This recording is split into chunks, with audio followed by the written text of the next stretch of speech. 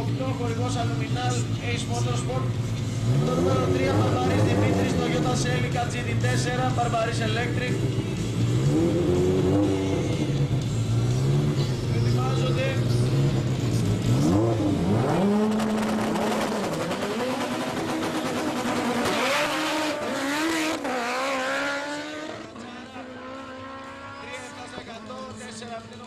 Για τον Μπαρμπαρή, 5-7 στα 200 για τον Χατζάρα, 6 και τερματίζει ο Χατζάρας με 8-8-94 και 233 χιλιόμετρα.